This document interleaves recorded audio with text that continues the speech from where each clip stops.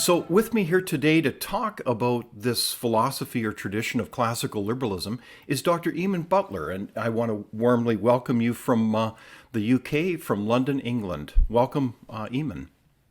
Hello, it's very good to be with you again.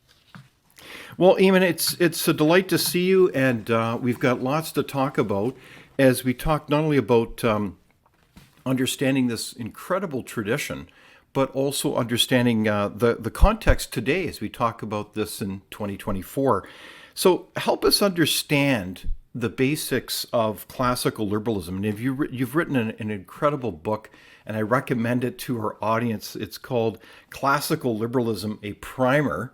And you wrote this, and I just love the book because it's so readable and it's brilliantly concise. But I guess one of the key things I realized is that freedom enables prosperity. Is that kind of the bottom line? Oh, it's the foundation of prosperity. Absolutely right. It's uh, the world economy, the free market economy, the great progress made in North America in the 17th, 18th, 19th century. All of those things were built on liberal values, classical liberal values in the traditional sense, not in the American liberal sense. And it was that which enabled people to be free enough to take risks, to invest their own money, to start up businesses, to trade freely with other people. And that generated the wealth, which has continued to grow and is still being generated today. So liberal values are absolutely fundamental to economic progress. So, what I find fascinating is that in the book you brilliantly summarize this type of history, that this happened over a long period of time, and it was really kind of a sense of respect, a deep respect, that individuals should be empowered to run their own lives, and that the king, as important a role that is to ultimately serve the people, not just serve themselves, and that no one was above or below the law. And so I think that these are kind of almost assumptions that we take for granted. Do you think that's a common problem in our society where we take these rights and freedoms, this tradition, for granted? I think it's a grave danger, actually.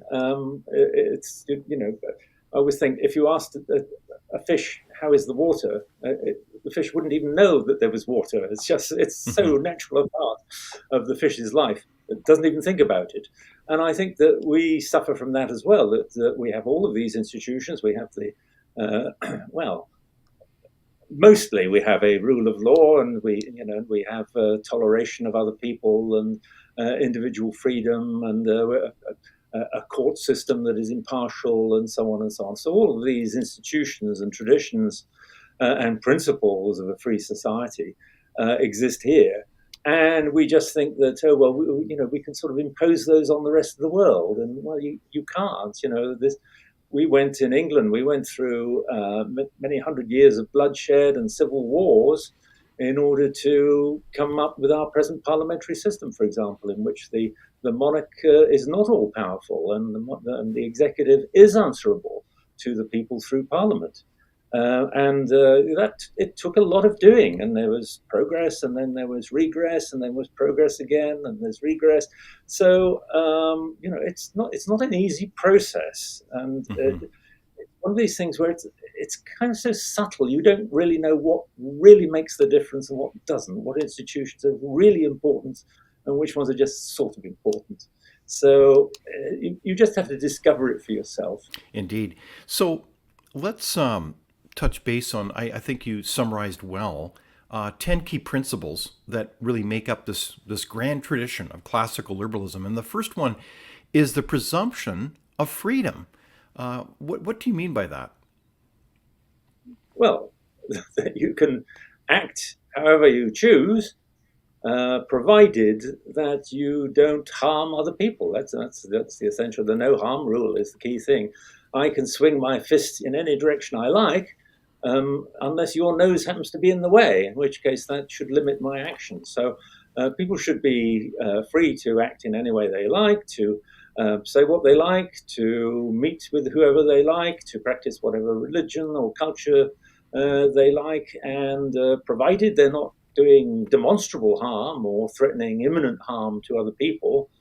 And many of us think that has to be physical harm, because anybody can say, "Oh dear, I'm being mentally harmed by this action or that Hmm. person." Many of us think that it would have to be the threat or imminence of physical harm, which would stop you acting any way that you like. And that, of course, produces a very diverse society in which people act in different ways and do different things. But that itself is productive because we all spark off each other. We're all doing different things in different ways, and we learn from other people that works better than the way I do it, and so on and so on. That's how you make progress.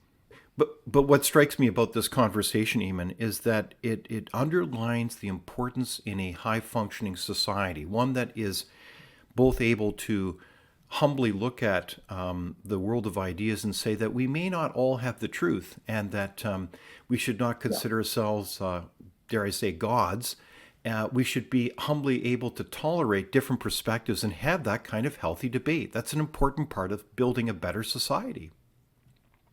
Yes, and this is how science works. That we don't know what is true. You don't sort of intellectually know how the universe works. You just have to come up with a theory, and then you test it against the facts. And if it fits, and then that's absolutely great. And if it doesn't, then you abandon it and do something else. And you've got to have exactly that same mechanism in to make social progress as well. That you have to try things, and if they don't go down well, you do less of that, you do more of something else. For social progress, it's just like scientific progress. Hmm. You have to allow people to put forward theories, even if you think they're completely crazy and nutty. But Hmm. there may be some truth in them somewhere, and some of the leading scientific discoveries have been people putting forward theories which sounded completely crazy at the time, but which turned out to be. So I think you're spot on. And I think it's remarkable you made the point that, well, if we don't presume freedom, including things like freedom of speech and that kind of respect for that diversity of opinion, then you don't have science. And then if you don't have science, gosh, as a society, we're kind of punted back to the Stone Age. So it is truly quite a very seminal point. The second principle that you outline is the primacy of the individual. What do you mean by that, Eamon? Well, there are many political theories which start with the idea that we've got a collective of people, and the important thing is to make sure that the collective prospers, and so on and so on and so on. And the liberal takes a completely different point of view, saying that's the wrong starting point, because the collective is simply a collection of individuals. It's neither Hmm. more nor less. It doesn't have a sort of identity of its own. It's just a collection of people. So what you really need to do is to make sure that individuals are prospering, and that's why you need to look at them as being the prime focus of your law and your morality, and all the rest of it.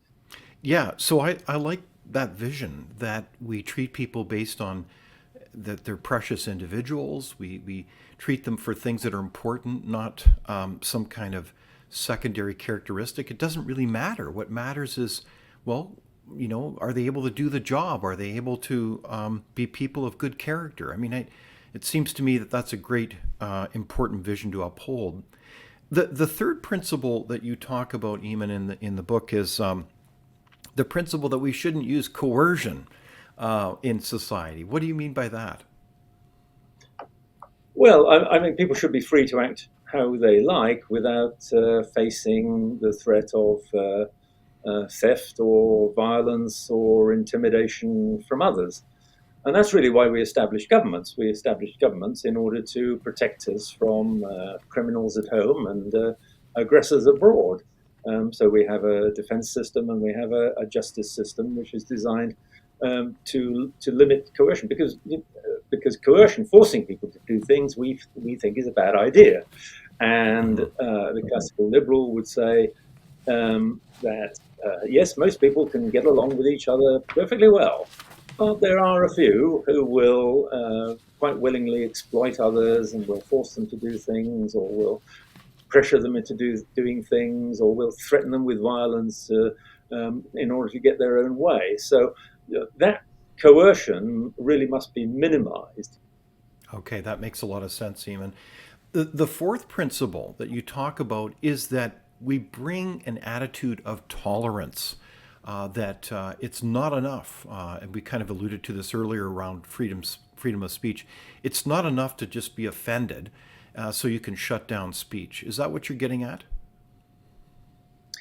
What I'm getting at is that we're all individuals, and none of us are quite the same.